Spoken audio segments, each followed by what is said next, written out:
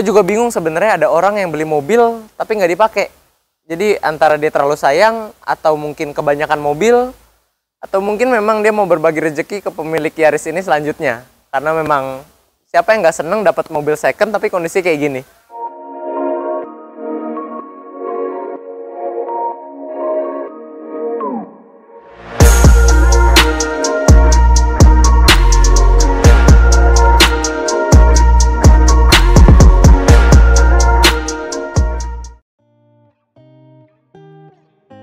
What's up friends, ketemu lagi sama gue Rainer di Formula Motor TV. Kalau di video sebelumnya gue udah review Honda Jazz GK5, hari ini gue punya musuh bebuyutannya, apalagi kalau bukan Toyota Yaris. Nah, hari ini gue akan review unit ini dan ngasih tahu ke kalian beberapa keuntungan yang kalian bakal dapat kalau punya Yaris ini, dan keuntungan itu nggak bakal kalian dapetin di mobil rivalnya. Nah, mobil Yaris yang gue punya di sini adalah tipe TRD Sportivo tahun 2014. Tipe ini merupakan tipe paling tinggi pada waktunya. Sebelum dia 2017 kalau nggak salah itu ada tipe Hikers. Waktu pertama kali mobil ini masuk ke showroom, gue tahu banget mobil ini harus direview karena kilometernya itu baru 13.000. Nah, jadi mobil ini memang baru dikit banget jalannya ya. Gue juga bingung sebenarnya ada orang yang beli mobil tapi nggak dipakai. Jadi antara dia terlalu sayang, atau mungkin kebanyakan mobil, atau mungkin memang dia mau berbagi rezeki ke pemilik Yaris ini selanjutnya. Karena memang siapa yang nggak seneng dapat mobil second tapi kondisi kayak gini.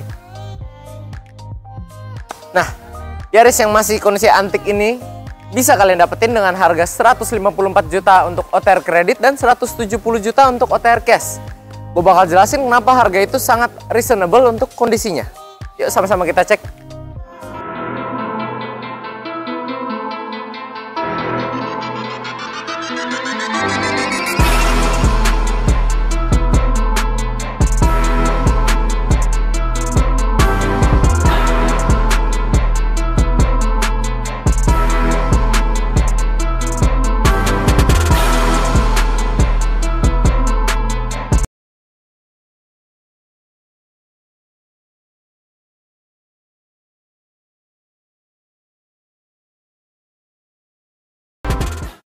Nah, Yaris yang gue punya di sini adalah tipe TRD Sportivo. Ini merupakan tipe best selling dari Toyota Yaris. Wajar aja, dibanding tipe di bawahnya itu tipe G, perbedaannya cukup banyak. Kalau dari depan kita bisa lihat perbedaannya ada di bentuk grill, tambahan body kit di sini, dan lampu DRL di sini. Nah, yang lucu di sini adalah itu bentuk grillnya. Yaris generasi ini bentuk grillnya itu menyerupai kumis. Jadi mobil ini banyak orang bilang mirip lele. Jadi makanya Yaris ini sebutannya Yaris lele. Sebenarnya nggak jelek ya kalau menurut gua, tapi bagus. Jadi ada ciri khasnya buat mobil itu. Nah ya, karena perbedaan tadi itu juga, mobil ini jadi terlihat lebih keren dan sporty tentunya ya dibandingkan tipe G. Tipe G itu jadi lebih polos. Nah, dari depan sini kita juga bisa melihat mobil ini walaupun sudah dipakai 7 tahun masih belum ada tanda-tanda penuaan. Kita bisa lihat dari kaca filmnya aja itu masih terpasang rapi ya. Lalu cat bodinya juga masih seger banget. Grill di sini bagian hitamnya masih hitam pekat, belum luntur-luntur warnanya. Emblem Toyota juga masih mengkilap. Lalu headlamp dan fog lampnya itu masih jernih banget. Jadi dia belum kusam atau lecet-lecet. Soal penerangan, Yaris ini menggunakan proyektor untuk headlampnya. Walaupun lampu sen, lampu jauh, dan fog lampnya itu masih menggunakan bohlam biasa. Tapi nggak apa-apa sih, soalnya ya cukup terang juga kok. Nah, tapi tipe TRD ini kalian sudah dapat LED Daytime Running Light. Nah, jadi ini untuk mempermanis tampilan lumayan oke ya. Jadi walaupun ini nggak terang-terang banget sih, nggak ada fungsinya sih sebenarnya, tapi kan kalau dilihat keren. Kita lanjut ke bagian samping. Dari samping kelihatan jelas ya, karakter desain dari Yaris dan Jazz itu berbeda jauh. Dimana Jazz terlihat lebih minimalis, Yaris ini terkesan lebih punya aura sporty. Mungkin karena pengaruh dari model side skirtnya juga ya. Keren sih, apalagi ditambah emblem TRD-nya di bawah situ. Lalu di atasnya juga terdapat stiker TRD Sportivo dan room door handle untuk mempermanis tampilan si Yaris ini. Nah, yang unik dari Yaris ini adalah dia model floating roof. Jadi pilar C-nya itu dibuat seolah-olah seperti kaca supaya bodi dan atapnya itu seolah-olah terpisah. Makanya namanya floating roof. Model floating roof ini nggak ada di mobil rivalnya dan baru ada di Yaris model lele ini sampai Yaris setelah ini. Nah, jadi model ini dipertahankan oleh Toyota karena memang mendapat respons yang cukup baik dari konsumen. Termasuk gue pribadi juga suka sih model floating roof ini, soalnya unik ya. Lanjut ke antena, itu antenanya masih model standar, belum shark fin. Maklum mobil tahun 2014. Tapi kalau kalian mau ganti model shark fin itu bisa dan gampang banget. Kalian tinggal pesen aja di online, itu banyak, atau di toko variasi. Nah, lanjut kita bahas spion sekarang. Spionnya di sini sudah electric retract mirror, dimana pengaturannya bisa kalian atur dari tombol yang ada di dalam. Di sini sennya masih menggunakan bohlam, tapi menurut gue itu cukup ya. Kalau kalian mau ganti ke LED itu gampang banget. Nah, itu dia enaknya punya mobil Toyota. Selain spare partnya yang mudah, kalau kalian mau variasi-variasi itu juga gampang dicarinya. Banyak di mana-mana. Oh iya, pada Yaris ini juga masih tertempel ya stiker kode bodinya, masih tertempel rapih sama kayak Avanza kita yang 2013 yang masih antik juga. Kalau mau nonton di sini videonya. Yuk kita bahas ban. Nah, selain dari kondisi Yaris yang masih seger ini, salah satu cara buat kita ngecek keaslian kilometernya itu dari bannya. Bannya di sini masih tebal banget dan masih ada tanda pabriknya. Tapi nggak cuma itu, velgnya pun masih kinclong banget, belum ada lecet sama sekali. Soal profil ban, dia pakai Bridgestone Turanza berukuran 195/50 ring 16 yang dibuat pada tahun 2014. Jadi tahun yang sama dengan produksi Yaris ini. Makanya kita yakin kilometernya asli dan kondisinya antik. Nah, dari belakang sini udah terlihat jelas ya, Toyota nggak mau menghilangkan aura sporty dari si Yaris ini. Perbedaan dari tipe di bawahnya, di sini ada di body kit, diffuser, dan spoiler. Gue pribadi suka dengan adanya diffuser itu ya. Jadi kesan sportinya itu kedongkrak banget. Beda sama Honda Jazz yang baru punya diffuser itu di facelift tahun 2017. Nah, kalau kalian perhatikan di setiap aksesorisnya ini dia ada emblem TRD Sportivo-nya. Satu di sini, dan satu di sini. Ada 3 totalnya di belakang sini. Kenapa sih banyak banget? Toyota memang bangga memamerkan hasil karya mereka ya. Karena TRD itu adalah Toyota Racing Development, itu adalah perusahaan internalnya Toyota yang berfokus khusus pada peningkatan performa mobil. Jadi dia itu selain mengoprek mobil balapnya Toyota, dia juga membuat aksesoris-aksesoris untuk mobil-mobil umum Toyota seperti Yaris ini. Makanya itu aksesorisnya sporty banget. Selain itu pada bagian belakang ini kalian juga masih dapat kaca yang ada defogger tentunya, dan stop lamp di sini masih menggunakan bohlam, walaupun di sini kalian sudah dapat lagi di sini nih stop lamp menggunakan LED. Lanjut kita bahas bagasinya. Nah, buat Toyota Yaris ini kalian udah dapat tray cover ini atau penutup. Jadi kalau kalian bawa barang-barang banyak itu bisa ketutup dari luar. Walaupun kalau kalian pikir ini nyempit-nyempitin, kalian bisa buka. Tapi ya lumayan dapat ginian, daripada Honda Jazz kalian belum dapat. Buat space bagasinya sendiri, ini dia lebih besar dibandingkan Honda Jazz ya. Jadi kalau kalian daya tampung, Yaris ini lebih nampung lebih banyak. Di bawah sini terdapat ban serep yang berukuran full size. Dan velgnya sama seperti yang terpasang di Toyota Yaris ini. Beda dibanding Honda Jazz yang dapatnya velg kaleng. Itu aja sih dari belakang sini. Sekarang kita bahas dapur pacunya. Di balik sini ada mesin VVTi-nya Toyota yang berkonfigurasi 4 silinder 16 katup DOHC. Mesin ini mampu menghasilkan tenaga sebanyak 109 PS dan torsi maksimal 141 Nm. Mesin VVTi ini diklaim Toyota lebih efisien dan bertenaga. Selain itu juga ramah lingkungan serta hemat bahan bakar. Tapi itu bukan marketing belaka. Memang kalau dibandingkan dengan rivalnya, Toyota Yaris ini lebih irit. Konsumsi Yaris ini untuk dalam kota bisa mencapai 12 km per liter dan untuk luar kota 14,3 km per liter.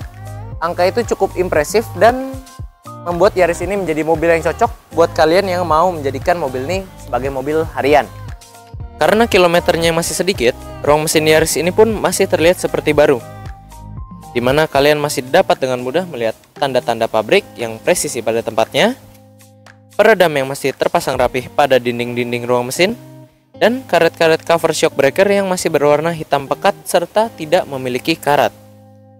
Kami pun sudah memeriksa secara menyeluruh guna memastikan tulang-tulang mobil ini bebas dari benturan dan bebas dari karat. Jadi bisa dipastikan Yaris ini sudah memenuhi standar kualitas formula motor di mana kami tidak menjual mobil yang eks kecelakaan ataupun banjir. Sudah selesai kita bahas mesin, sekarang kita lanjut ke interior.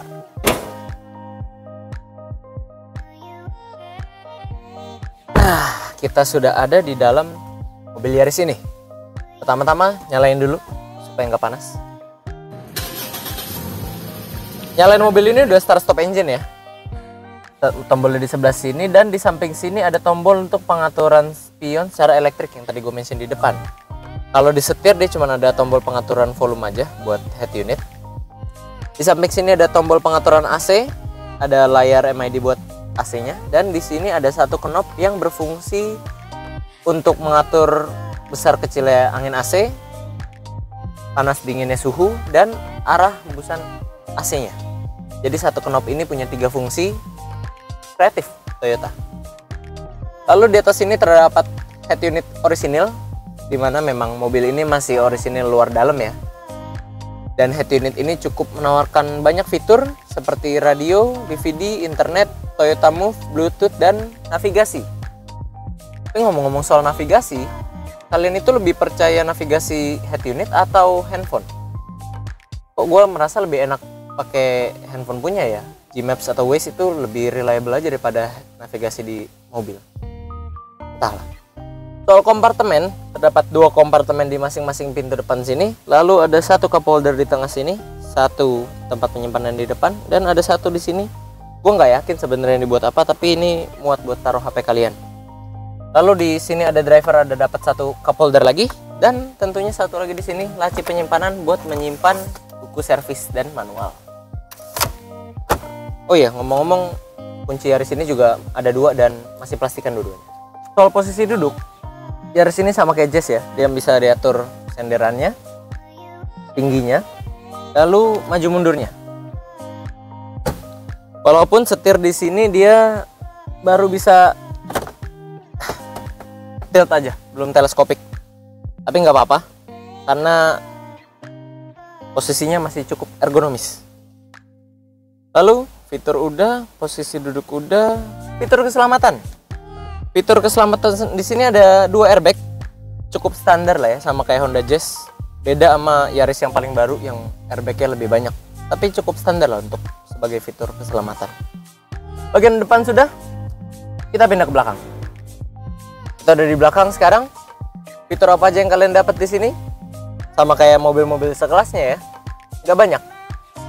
Walaupun di sini penumpang tengah masih dapat headrest, kalian ada dapat pegangan di sini biar nggak pegel, dan satu kantong penyimpanan di sini, dan udah itu aja.